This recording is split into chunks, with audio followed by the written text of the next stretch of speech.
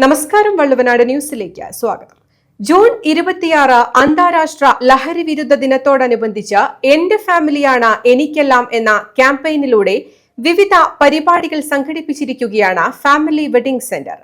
Run for zero drugs എന്ന പേരിൽ Perinthalmanna family wedding centre സംഘടിപ്പിച്ച മാരത്തോൺ ശ്രദ്ധേയമായി.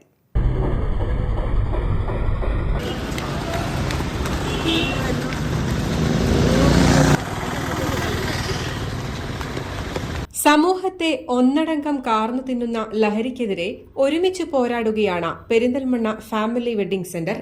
സമൂഹം നേരിട്ടുകൊണ്ടിരിക്കുന്ന മഹാവിപത്തായ ലഹരിക്കെതിരെ സംഘടിപ്പിച്ച എന്റെ ഫാമിലിയാണ് എനിക്കെല്ലാം എന്ന ക്യാമ്പയിനിലൂടെ വിവിധ പരിപാടികളാണ് നടന്നത്. പെരിന്തൽമണ്ണ ഫാമിലി വെഡിംഗ് സെന്ററിലെ മാനേജ്മെന്റും ജീവനക്കാരും ചേർന്ന റൺ ഫോർ സീറോ ഡ്രഗ്സ് എന്ന പേരിൽ സംഘടിപ്പിച്ച മാരത്തോണിൽ ഫാമിലി വെഡിംഗ് സെന്ററിലെ നിരവധി ജീവനക്കാരാണ് പങ്കെടുത്തത്.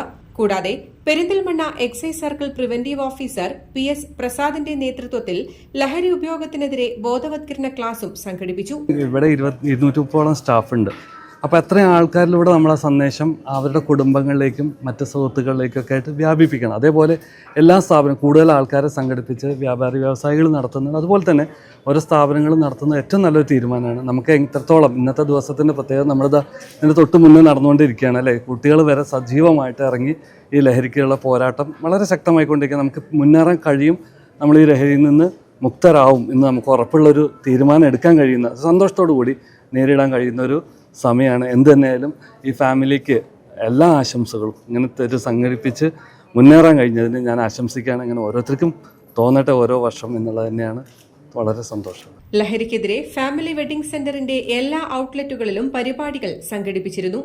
സമൂഹത്തിന് മാതൃകാപരമായ നിരവധി പ്രവർത്തനങ്ങളാണ് ഫാമിലി വെഡിംഗ് സെന്ററിൽ നടത്തിവരാറുള്ളത്. ചടങ്ങിൽ family wedding centre AGM Shamnas, മറ്റു മാനേജ്മെന്റ് അംഗങ്ങൾ തുടങ്ങിയവരും സംബന്ധിച്ചു.